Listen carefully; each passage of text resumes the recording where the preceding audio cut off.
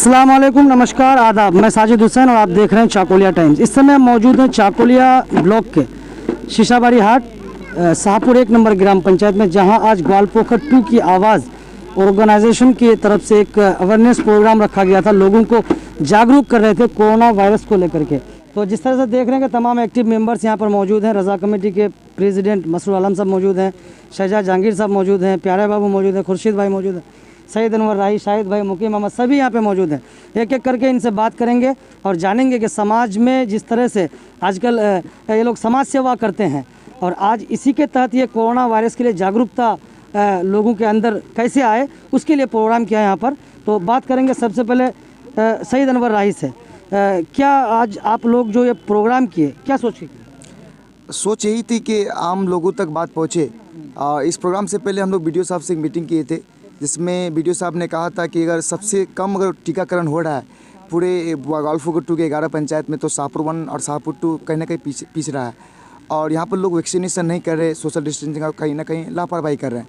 इसको देखते हुए ये प्रोग्राम यहाँ रखा गया। और प्रोग्राम का जो सबसे मेन इम्पोर्टेंट जो कारण है, जो करने की वजह है कि हम लोग तो जो नौजवान हैं, जो लड़के हैं, वो तो सोशल मीडिया में देखते हैं और चीज़ों को समझते हैं कि कहाँ कितने लोग मर रहे हैं, लेकिन हमारे इलाके के जो बूढ़े बुजुर्ग लोग हैं, उम्र दराज लोग हैं, उन तक कैसे आवाज़ को पहुंचाया जाए कि वैक्सीनेशन लेना ज़रूरी है और बाकी ये बीमारी अभी ख़त्म नहीं हुई है। और बहुत बड़ी जो वजह थी इस प्रोग्राम करने की एक ये भी कि किस तरह से थर्ड वेव से पहले हम लोग थर्ड वेव की तैयारी करें। बंगाल के क्लास 10th और 12th के एग्ज़ाम कैंसिल हुए। कहीं ना कहीं अगर हम लोग ये लापरवाही अगर अभी से रखेंगे कि सेकेंड वेव ख़त्म हो गई तो कोरोना ख़त्म हो गई, और कोरोना ख़त्म हो गई ये सोच अगर रखें हम लोग, तो कहीं ना कहीं फिर आने वाले फ्यूचर के बच्चों के लिए और तमाम लोगों के लिए कहीं ना कहीं नुकसान है। और सबसे ज़्यादा नुकसान जो स्टूडेंट को है, क्योंकि स्टूडेंट का लाइफ जो ख़त्म हो रही है वो दोबारा उनको मिलेगी नहीं। किसी का अगर नुकसान हो कारोबार, तो 1 साल के बाद दोबारा वो फिर इसको स्टेबलाइज कर सकता है, वो फिर दोबारा उस कारोबार में फिर दोबारा वो खड़ा हो सकता है। लेकिन स्टूडेंट की जो लाइफ ख़त्म हो रही है, तो इसकी वजह ये कि आज जो स्टूडेंट कहीं ना कहीं जिसका एग्ज़ाम कैंसिल हो रहा है, आज पढ़ाई में बच्चों का जो स्कूल छूट रहा है, कॉलेज छूट रहे हैं, तो उसमें हम लोग भी भागीदार हैं, हम भी स्टूडेंट हैं। तो उसमें इनके पीछे जो बीमारी को रोकने का जो कारण है, सिर्फ स्टूडेंट नहीं कि स्टूडेंट ही आगे बढ़ेंगे, हमारे समाज में लोग जागरूक होंगे, वैक्सीनेशन कराएंगे और कोरोना की बीमारी थर्ड वेव से पहले अगर हम तैयार रहेंगे तो इंशाल्लाह हम लोग जो 2017-18 से पहले जो हिंदुस्तान की जो स्थिति थी वो फिर रहेगी इंशाल्लाह। करते हैं कि जिस तरह से आज इन लोगों ने प्रोग्राम को ऑर्गेनाइज़ किया, आप यहाँ पे तशरीफ़ लाए और कई ऐसे देश हैं जो कोरोना मुक्त हो चुके हैं, लेकिन हमारा भारत जो है अभी इससे निजात नहीं पाया है। तो क्या इसमें लोगों की ही लापरवाही है जो आज इतने दिन के बाद, 1-1.5 साल के बाद भी हम कोरोना कर रहे हैं? जी बिल्कुल, आपने सही कहा कि यहाँ पे आपने गवर्नमेंट का नाम नहीं लिया, लेकिन सबसे बड़ी बात यही है कि आम लोग 2020 में जो लॉकडाउन हुआ था, हम लोगों ने खुद देखा था कि जो लोग कोरोना जिनको कभी हुआ नहीं था, जो लोग कोरोना के बारे में जानते भी नहीं थे, वो लोग भी डरते थे कि एक महामारी है और लोग अपने घरों में रहते थे। जबकि उससे अगर पहले कोरोना के पहले वेव में देखेंगे हम, तो बहुत कम लोगों की मौत हुई थी, खासकर हमारे हिंदुस्तान में। हिंदुस्तान लगभग 10-15 नंबर में था कि जिसमें बहुत कम मौतें हुई थी। उसके बाद दूसरा जो सेकेंड वेव आया, इसमें अगर आप देखेंगे तो पूरी दुनिया में कोरोना मुक्त कई सारे देश हो चुके हैं और बहुत सारे देशों में कोरोना सिर्फ नाम के हैं, लेकिन जो मौतें हुई है उसमें 90% जो मौतें हुई है अकेला पूरे सिर्फ ऑल ओवर इंडिया में हुई है। तो हमारे देश के जो लोग हैं, ये लोग बहुत जल्दी उगता जाते हैं, बहुत जल्दी, मतलब किसी भी चीज़ से बोर हो जाते हैं, इसलिए उससे बाहर निकलने की कोशिश करते हैं। इसका कारण यही था कि इस बार भी लॉकडाउन हुआ, लेकिन इस बार हमने देखा कि लॉकडाउन समझ लिया कि अगले बार का जो लॉकडाउन था उसके मुकाबले इस बार 10% भी लोगों की जो जिम्मेदारी थी उसको वो लोग निभाने में असफल रहे। उन लोगों ने कोशिश ही नहीं की कि हम लोग लॉकडाउन को मानेंगे या बचने की कोशिश करेंगे। जबकि अगर हमारे इलाके में देखें, हमारे इलाके में मैं एक बताता हूँ आपको जो रियल फैक्ट है, बहुत सारे लोगों का कहना यही है, मतलब कि हम लोग उस खाते हैं जल्दी होगा नहीं, इसमें इम्यूनिटी पावर बढ़ता है। ये रियल फैक्ट है, मैं देख रहा हूँ, ये खासकर हमारे इस्लामपुर सब डिवीज़न में। तो लोग बोलते हैं कि हमारा होगा नहीं, लेकिन इस बार जो मौतें हुई, क्योंकि मैं रज़ा कमेटी का पर्सन हूँ और मैं जानता हूँ कि इस्लामपुर हॉस्पिटल में जितनी मौतें हुई, 99% जो मौतें हुई हमारे माइनॉरिटी के लोगों की हुई है। और सबसे ज़्यादा जो कोरोना हुआ हमारे लोग हुए, कि किसी के घर में एक आदमी मर गया तो कोई डर से टेस्ट कराने के लिए नहीं गए। अगर आप टेस्ट कराते या फिर कोई जो दवाइयाँ है ज़रूरी है उसको ले पाते आप, लेकिन कोरोना से लोग मर रहे हैं लेकिन टेस्ट नहीं करा रहे थे। बहुत सारे लोगों को ऑक्सीजन की बहुत ज़्यादा ज़रूरत थी, लेकिन ये लोग हॉस्पिटल नहीं जा रहे थे कि हम लोग हॉस्पिटल जाके लेंगे, अपने घरों में ऑक्सीजन रख रहे थे, जिसकी वजह से इस्लामपुर में भी ऑक्सीजन की कमी हुई थी और हम लोगों ने बहुत दूर तक उसको मेंटेन किया ताकि लोगों को ऑक्सीजन मिले। तो इस बार लोगों की ही सबसे ज़्यादा गलतियां रही है। गवर्नमेंट की अगर कहेंगे तो गलतियां नहीं थी, लेकिन इलेक्शन कराना या इलेक्शन कमीशन की भूल थी, जिसकी वजह से समझिए कि सबसे ज़्यादा बंगाल को नुकसान हुआ। लेकिन जो हमारी अपनी जिम्मेदारी है उसको हम लोग किसी के भरोसे नहीं छोड़ सकते।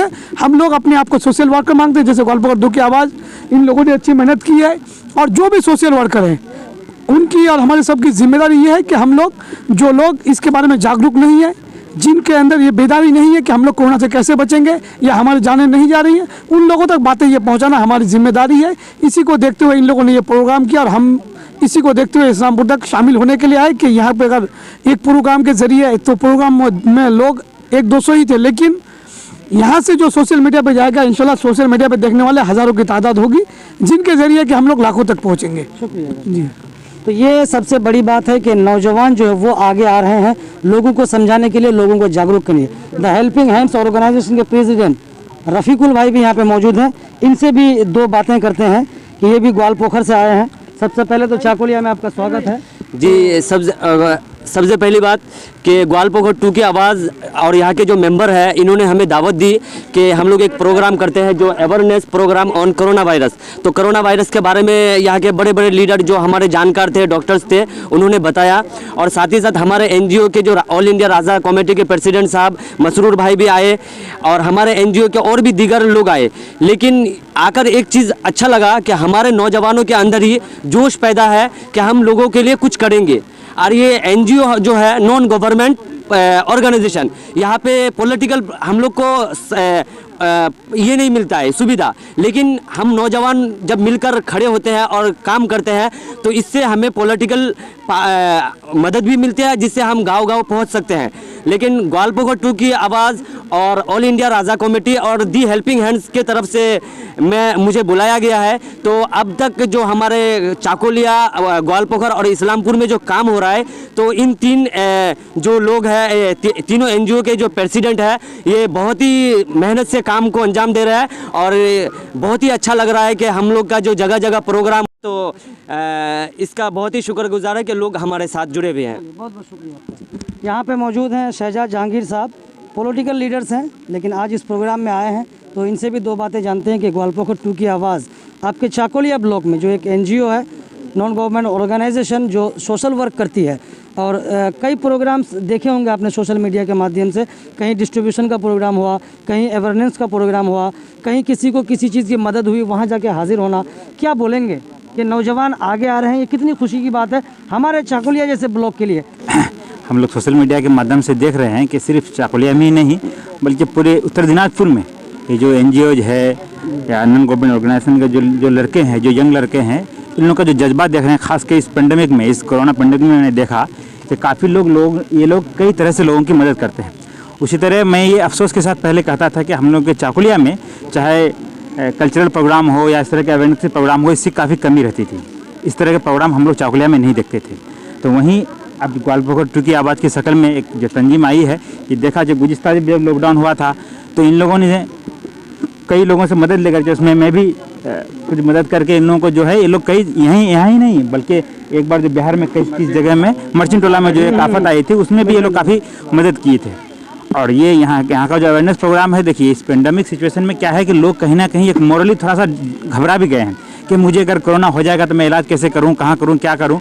तो इस हालत में इन जवानों की मदद से अगर आज यहाँ सीसाबाड़ी के सरजमीन में MLA साहब आए, BDO साहब आए, हॉस्पिटल के BMS साहब, डॉक्टर साहब आए, तो इन लोगों को देख के कहीं ना कहीं लोगों में एक हिम्मत भी आएगी कि ये लोग हम लोग के साथ हैं। यानी हम इन लोगों को जो बात बताए, जो टेक्निकल इश्यूज है, जो वैक्सीनेशन की बात हो या फिर जो टेक्निकल वैक्सीन कैसे लेना है, BDO साहब जितनी सारी बातें रखी, तो इन लोगों में एक हिम्मत आई कि ये लोग एडमिनिस्ट्रेशन हो, MLA साहब हो या डॉक्टर साहब हम लोग के साथ हैं, और कहीं ना कहीं लोगों में ये पेंडेमिक से लड़ने की जो है एक ताकत आएगी। और इस तरह की तंजीम की ज़रूरत इसलिए भी है कि ये कोरोना वायरस जो है, आप बखूबी जानते हैं कि कोरोना वायरस में जितना आप एहतियात बरतें, जितना चाहे गवर्नमेंट की तरफ से जितना भी एहतियाती तदाबीर आए हैं या फिर हेल्थ सिस्टम की तरफ से जितना भी एहतियाती तदाबीर आई है, उस पर अमल करना ही इससे बचना है। तो इस तरह के प्रोग्राम लोगों तक ज़्यादा से ज़्यादा जाए, इसका मैसेज जाए। और मैं आपके चैनल के माध्यम से फिर इन तमाम नौजवानों को मुबारक देना चाहूँगा और उनको शुक्र अदा करना चाहूँगा कि ये लोग इस तरह का प्रोग्राम का इनेकाद किया। बहुत बहुत शुक्रिया आपका। अरे इधर खुर्शीद भाई बैठे हैं और इन लोगों से भी दो एक बातें करते हैं। क्या बोलेंगे, आज आप लोगों ने प्रोग्राम जो ऑर्गेनाइज किया, क्या सोच के किया और लोगों में कितना इसका असर हो सकता है? सबसे पहले मैं आपको बहुत ही शुक्रिया अदा करता हूं कि आपने यहाँ आए, और यहाँ हम लोगों के वीडियो साहब भी आए थे, एमएलए साहब भी आए थे, और भी हेल्थ डिपार्टमेंट के बहुत सारे लोग आए थे। तो हम लोगों ने इस छोटे से प्रोग्राम का इनेकाद किया, तो हम लोगों को उम्मीद था कि हम लोग इन्वाइट दिए, तो वो लोग अपने इंपॉर्टेंट टाइम्स निकाल के यहाँ आए और हम लोगों को टाइम दिए और हम लोगों के प्रोग्राम को सक्सेस किया। और मैं आपके चैनल के माध्यम से जो लोग हमें देख रहे हैं, तो मैं उन लोगों तक यही मैसेज देना चाह रहा हूँ कि हम लोगों का शाहपुर वन में ये प्रोग्राम किया गया, तो कहीं ना कहीं अगर हम लोग हर जीपी में या हर रोज़ अगर ऐसा प्रोग्राम करें, अगर आप लोग खुद सचेतन नहीं होंगे, आप खुद अपने बारे में नहीं सोचेंगे, तो कोई एनजीओ या कोई कुछ आप लोगों का कुछ नहीं कर सकता है। हम लोगों का जितना हुआ हम लोग आप लोगों तक ये मैसेज दिए, बट आप लोगों को ये फॉलो करने का बात है कि आप इन लोगों को कितना हद तक इसको फॉलो कर सकते हैं। और ये पेंडेमिक 2019 से चल रहा है, जिसका नाम कोविड है, जिसका full form corona virus disease 2019 है। तो इसके वजह से हम लोगों का हेल्थ, हम लोगों का देश का इकोनॉमिक जीडीपी बहुत ही बुरा हाल से है, और आज एजुकेशन के बारे में कुछ सोचा नहीं जा रहा है। तो ये कोविड-19 पेंडेमिक की वजह से हम लोगों का स्टूडेंट्स का फ्यूचर बर्बाद हो जाए, और स्टूडेंट ही देश के फ्यूचर है। तो मैं आप सभी लोगों से हाथ जोड़कर गुजारिश करता हूँ कि आप लोगों, साइंटिस्ट ने हम लोगों को जिस तरीके से अलर्टमेंट दे रहा है वैसे ही हो रहा है, क्योंकि मार्च और अप्रैल में हम लोग को बोल दिया गया था कि कोविड का सेकेंड वेव आएगा। तो इंडिया का हेल्थ डिपार्टमेंट उतना अच्छा नहीं है, इससे बुरा प्रभाव पड़ेगा, लेकिन हम लोगों के सामने से बहुत ख़राब एक परिस्थिति गुजरी। और अभी साइंटिस्ट ने हम लोगों के अलर्टमेंट दे रहा है कि थर्ड वेव आने वाले हैं, जिसकी वजह से चाइल्ड्स के ऊपर खूब बुरी असर पड़ने वाले हैं। तो अभी मैं कहना चाहूँगा कि थर्ड वेव आने से पहले हम लोगों को अलर्ट होना चाहिए, इससे सुरक्षित रहना चाहिए, क्योंकि ये हम लोगों को अब तक बहुत बर्बाद कर दिया। ना जाने अगर हम लोग सचेतन ना हो तो हम लोगों को कहाँ तक ये पहुँचाएंगे। तो आपके चैनल से माध्यम से मैं यही कहना चाहूँगा कि आप लोग ये वीडियो की बात सुने, और जिसकी भी बात सुने उसको फॉलो करना ही हम लोगों के लिए कामयाबी है। और थैंक्स, यही बोल के मैं आपका बात। खुर्शीद भाई, एक बात मैं आपसे ये जानना चाहूँगा, कहते हैं ना कि 10 लोगों को अगर आप समझाते हैं और उनमें से 2 भी अगर उस पर अमल कर ले तो आप अपने आप को कामयाब समझते हैं। तो इस तरह का अवेयरनेस प्रोग्राम जो आप लोगों ने शुरू किया है, इसका असर कितना लोगों में देखने को मिल सकता है, और इसके लिए आगे आप लोग की क्या तैयारी है? देखिए, सबसे पहली बात तो मैं आपके चैनल के माध्यम से जो बोलने जा रहा हूँ, इससे पहले मैं आपको शुक्र अदा करना चाहूँगा कि आप इतना समझे हमको, कि आप हम तक पहुँचे और हमारी बात उन लोगों तक पहुँचे जो लोग अभी भी बेदार हैं, बेदारी की नींद से नहीं उठे। देखिए, अगर 2 भी आदमी कामयाब, आपका जो सवाल था कि 10 आदमी को हम इकट्ठा करके बैठे और उसमें से 2 अगर कामयाब होता है, तो मतलब अपने आप को हम गर्व महसूस कर रहे हैं कि हम कामयाब हो गए। सबसे पहली बात है, ये कामयाबी सिर्फ हमारी ही नहीं रहेगी, वो कामयाबी पूरे हिंदुस्तान की होगी, सबसे पहली बात। और ये कोरोना वायरस किसी को बोल के नहीं आता है, ये जो मजहब को लेकर के या किसी चीज़ को लेके जो ऐसा करे वैसा करे, इसको होगा उसको होगा, ये कुछ नहीं, किसी को नहीं देखता, किसी को ना छोड़ता है ना किसी को, हर को लिपटता है अपने उसमें। तो हमको इससे संयम बरतना होगा, अपने आप में जो सेल्फ ये गाइडलाइन जो दिया गया है गवर्नमेंट की तरफ से, उसको हमको पालन करना है।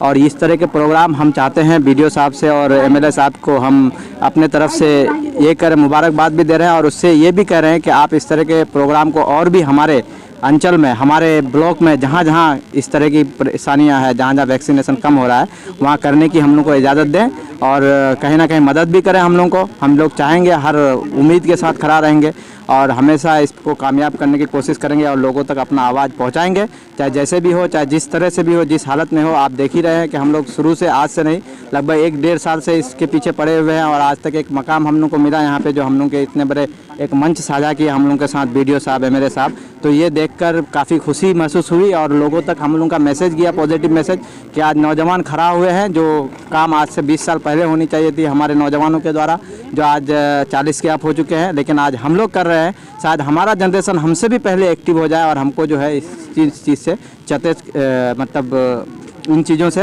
अवेयर करते रहे, लोगों को आने वाले दिनों में बेहतर से बेहतर हम लोग का मुस्तकबल हो, यही हम दुआ करेंगे। और आपका थैंक्स। चलिए, शुक्रिया। तो ये देख ही रहे थे, हम बात कर रहे थे यहाँ के जो ग्वालपोखर 2 आवाज़ ऑर्गेनाइजेशन के एक्टिव मेंबर्स हैं, उन लोगों से हमने बात की, रज़ा कमेटी के प्रेसिडेंट से बात की, और भी कई दीगर लोगों से हमने बात की, उनकी बातें आप लोगों ने सुनी। वीडियो को ज़्यादा से ज़्यादा शेयर करें ताकि लोगों तक ऐसी बातें जो लोगों की ज़िंदगियां बचाने में काम आए, वहां तक पहुंचे। तो मैं शीशाबारी से साजिद हुसैन, चाकोलिया टाइम्स के लिए, धन्यवाद।